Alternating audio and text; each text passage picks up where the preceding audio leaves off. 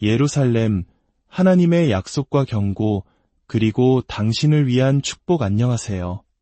역사의 페이지를 넘기고 문화의 깊이를 탐험하며 우리 삶에 영감을 주는 이야기를 나누는 시간입니다. 오늘 우리는 시간과 공간을 넘어 세계 역사의 중심이자 수많은 예언의 심장부인 한 도시, 바로 예루살렘에 대한 심오한 이야기를 나누고자 합니다. 이 이야기가 여러분의 마음에 깊은 울림과 평안을 가져다 주기를 기도합니다. 본격적인 이야기에 앞서 잠시 시간을 내어 이 채널의 구독과 좋아요를 눌러주시면 감사하겠습니다. 여러분의 작은 클릭 하나하나가 저희에게는 이 귀한 메시지를 더 많은 분들과 나눌 수 있는 큰 힘이 됩니다. 이 영상을 통해 하나님의 은혜가 여러분의 삶에 가득하기를 바라며 이제 시작하겠습니다. 성경은 예루살렘을 하나님의 도시라고 부릅니다. 전능하신 하나님께서 당신의 이름을 그곳에 두시고 영원히 기억되게 하셨다고 기록되어 있습니다. 예루살렘은 단순히 중동에 위치한 하나의 고대 도시가 아닙니다. 그곳은 인류 역사의 거대한 서사가 시작되고 끝나는, 말하자면 우주의 진원지이며 영원의 해안선과도 같은 곳입니다. 앞으로 이 세상에 일어날 모든 중요한 사건들은 예루살렘에서 시작하여 예루살렘에서 끝을 맺을 것이라고 성경은 예언합니다. 바로 이곳 예루살렘에서 이사야와 예레미야와 같은 위대한 선지자들은 의로움의 원칙을 기록했습니다. 이 원칙들은 훗날 서구 문명의 도덕적 기틀이 되었습니다. 우리 한국인들 역시 긴 역사 속에서 유와 정의의 가치를 소중히 여겨왔기에 이 개념이 낯설지 않으실 겁니다. 한 국가와 사회가 굳건히 서기 위해서는 무엇보다 정의와 의로움이 바로 서야 한다는 진리는 시대를 초월하여 우리 모두에게 깊은 공감을 줍니다. 오늘 우리가 함께 읽고 묵상할 말씀은 시편 122편 6절입니다. 다윗 왕은 이렇게 기록했습니다. 예루살렘의 평안을 위하여 기도하라. 너를 사랑하는 자들은 형통하리로다. 내 성벽 안에는 평안이 있고 내 궁전 안에는 번영이 있을지어다. 사랑하는 하나님 아버지, 오늘 저희가 이 자리에 모여 당신의 거룩한 말씀을 상고합니다. 예루살렘을 향한 당신의 사랑과 이 시대가 잊어버린 예루살렘의 메시지를 깨닫게 하옵소서. 길을 잃고 방황하는 우리 사회와 개인의 삶에 당신의 말씀이 빛과 진리가 되게 하여 주시옵소서. 예수 그리스도의 이름으로 기도합니다. 아멘. 성경 스가랴서 12장에서 선지자는 예루살렘을 떨리게 하는 잔이라고 묘사합니다. 대부분의 사람들은 이 떨리게 하는 잔이 무엇을 의미하는지 잘 알지 못합니다. 이것은 매우 강력한 경고의 메시지입니다. 왜냐하면 예루살렘과 유대민족을 공격하는 모든 국가는 하나님의 손에 의해 부서질 것이기 때문입니다. 하나님께서는 세상의 모든 나라를 향해 말씀하고 계십니다. 만약 너희가 나의 백성 이스라엘과 나의 도시 예루살렘을 해치려 한다면 내가 너희를 멸망시킬 것이다. 너희는 내가 다가오는 것을 보게 될 것이며 그 두려움에 너희가 든 잔을 든 손이 공포로 떨릴 것이다. 시편 2편 9절에서 다윗은 하나님을 향해 이렇게 노래합니다. 주께서 철장으로 그들을 깨뜨리시리이다. 이 말씀을 이해해야 합니다. 전능하신 하나님께서 이스라엘의 적들을 정렬시키실 때 마치 토기장이가 불완전한 그릇을 쇠막대로 쳐서 산산조각 내는 것처럼 그들을 완전히 부서뜨릴 것이라고 성경은 말합니다. 성경의 예언은 명확합니다. 선지자 에스겔은 39장 2절에서 이스라엘을 공격하기 위해 보내진 군인 6명 중 5명이 목숨을 잃게 될 것이라고 선포합니다. 또한 요한계시록에서는 동방의 왕들이 이끄는 2억 명의 군대가 마른 유프라테스 강을 건너 이스라엘을 향해 진격할 것이라고 예언합니다. 이것이 바로 인류 최후의 전쟁으로 알려진 아마겟돈 전쟁입니다. 그때 하늘로부터 예수 그리스도께서 재림하실 것입니다. 그리고 그분은 전장에 모인 모든 대적의 군대를 진멸하실 것입니다. 그들의 피가 말 곧비에까지 찰 정도로 거대한 심판이 있을 것이라고 성경은 묘사합니다.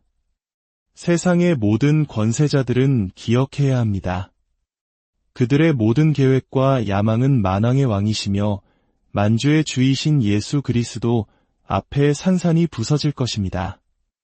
결코 예루살렘과 유대 민족을 향한 하나님의 사랑을 잊어서는 안 됩니다. 하나님의 약속은 창세기 1장 1절에서부터 시작되었으며 단 한 번도 깨진 적이 없습니다. 출애굽기 4장 22절에서 하나님은 모세에게 파라오에게 전할 메시지를 주셨습니다.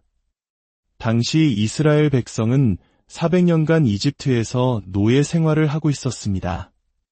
하나님께서는 말씀하셨습니다. 이스라엘은 나의 장자이니라. 너 모세는 파라오에게 가서 내 아들을 보내라고 말하라. 만약 내가 거절한다면 내가 너의 아들, 곧 너의 장자를 죽이리라. 하나님께서는 당신의 백성을 지키기 위해 단호한 행동을 하시는 분입니다. 파라오가 이스라엘 백성을 보내주지 않자 하나님께서는 죽음의 천사를 이집트 땅에 보내셨습니다.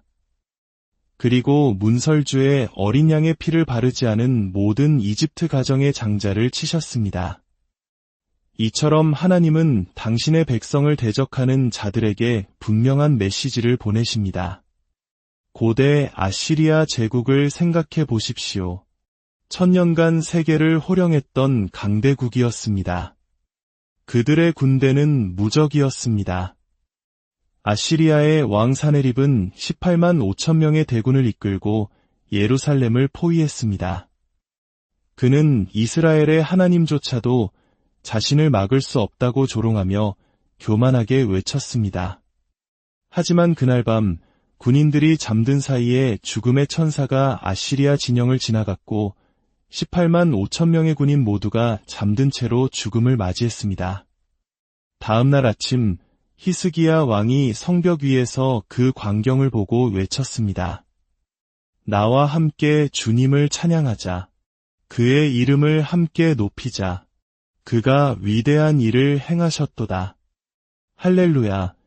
이스라엘을 지키시는 분은 졸지도 주무시지도 아니하신다고 성경은 말씀합니다. 이스라엘을 대적하는 자들은 깨어나야 합니다. 그들에게는 당신들이 한 번도 만나보지 못한 수호자, 바로 전능하신 하나님이 계시기 때문입니다. 하나님께서는 아브라함에게 이렇게 약속하셨습니다. 너를 축복하는 자에게는 내가 복을 내리고 너를 저주하는 자에게는 내가 저주하리라. 이 약속은 오늘날에도 유효합니다. 스가랴서 2장에서는 더욱 놀라운 말씀이 기록되어 있습니다. 너희를 건드리는 자는 그의 눈동자를 건드리는 것이니라. 우리의 눈동자가 얼마나 민감하고 소중한 부위인지 생각해 보십시오. 누군가가 우리의 눈을 찌르려 할 때 우리는 본능적으로 반응합니다. 하나님께서는 이스라엘을 공격하는 것을 당신의 눈동자를 찌르는 것과 같이 여기신다고 말씀하십니다. 성경에서 유대 민족은 선택받은 백성이며 소중히 여김받는 백성이며 피로 맺은 언약의 백성입니다. 그리고 그 언약은 결코 깨지지 않았습니다. 사도 바울은 로마서에서 유대인들이 하나님께 양자되었으며 하나님의 영광과 임재를 경험했고 언약들을 받았다고 증언합니다. 그리고 로마서 11장에서는 온 이스라엘이 구원을 받으리라고 선포합니다. 어떤 이들은 하나님이 존재하지 않는다고 말합니다.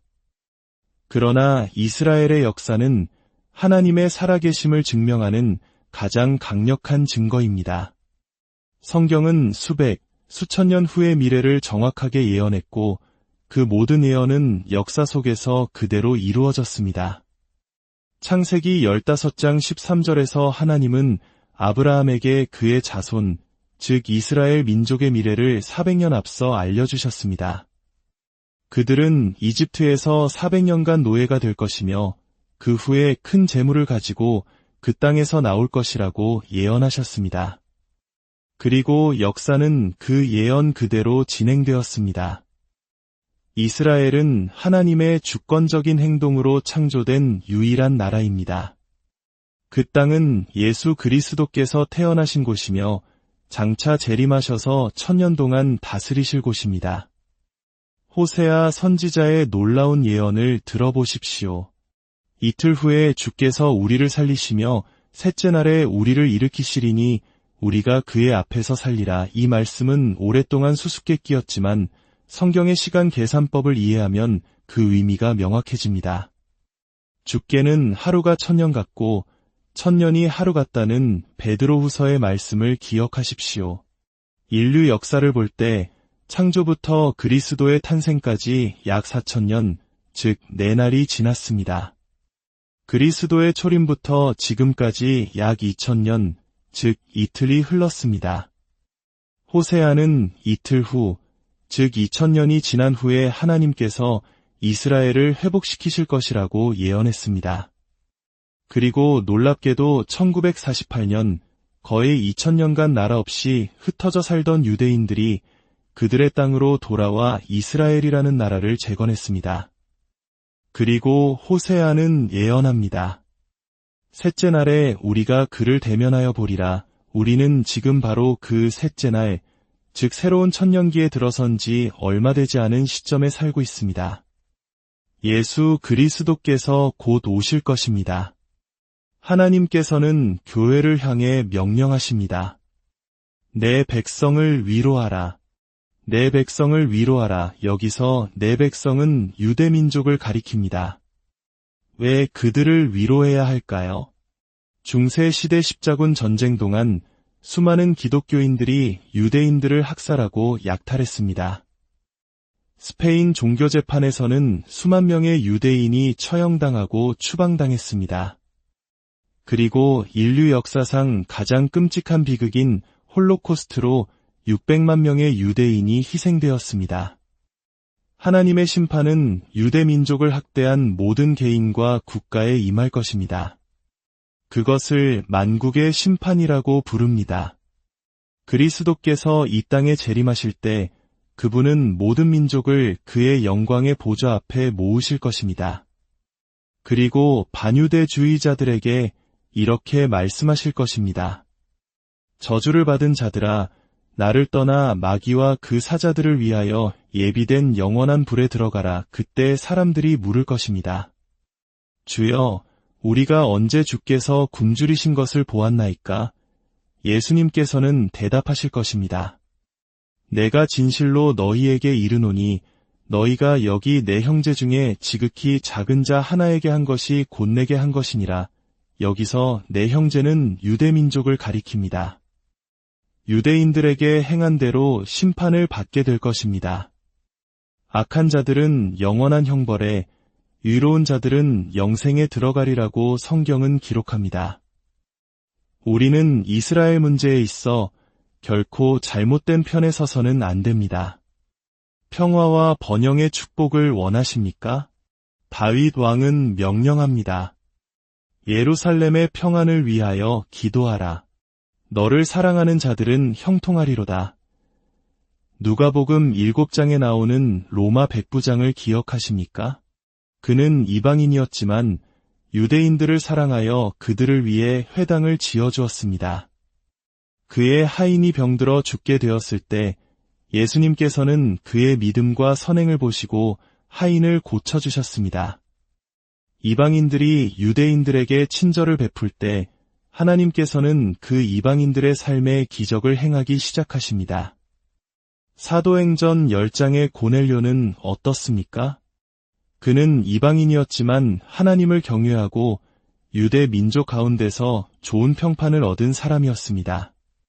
하나님께서는 베드로 사도를 그의 집에 보내셔서 복음을 전하게 하셨고 그의 온 가족이 구원받고 성령으로 충만하게 되는 놀라운 축복을 받았습니다.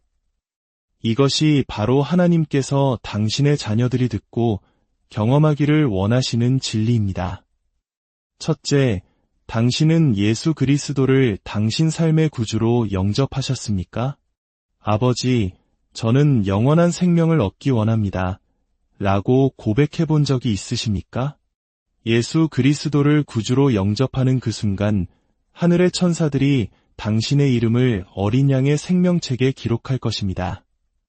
둘째, 하나님의 번영을 기대하십시오. 셋째, 예루살렘의 평화를 위해 정기적으로 기도하십시오. 이제 잠시 함께 기도하는 시간을 갖겠습니다. 혹시 이 자리나 화면 앞에서 아직 예수 그리스도를 개인의 구주로 영접하지 않으신 분이 계시다면 저를 따라 기도해 주십시오. 하늘에 계신 아버지, 주 예수 그리스도의 이름으로 기도합니다. 저는 예수 그리스도를 제 삶의 구주로 영접합니다. 오늘부터 영원토록 예수님은 저의 주님이시며 구원자이십니다. 아멘. 또한 하나님의 번영을 경험하기 원하시는 모든 분들은 저를 따라 기도해 주십시오. 하늘에 계신 아버지, 저는 믿음으로 하나님께서 유인에게 약속하신 번영을 받습니다. 오늘부터 하늘의 창을 여시고 제가 감당할 수 없는 복에 복을 더하여 주시옵소서. 예수님의 이름으로 기도합니다. 아멘. 오늘 나눈 이 예루살렘에 대한 이야기가 여러분 각자의 삶의 깊은 통찰과 하나님의 축복을 가져다 주었기를 바랍니다. 다윗 왕의 고백처럼 예루살렘을 사랑하며 그 평화를 위해 기도하는 모든 분들의 삶과 가정과 일터 위에 하나님의 형통하심이 넘치기를 축복합니다. 이제 주님께서 당신에게 복을 주시고 당신을 지키시기를 원하며 주님께서 그의 얼굴을 당신에게로 향하여 드사 은혜 베푸시기를 원하며 주님께서 그의 얼굴을 당신에게 비추사 평강 주시기를 축원합니다. 예수 그리스도의 이름의 권세로 이 모든 축복을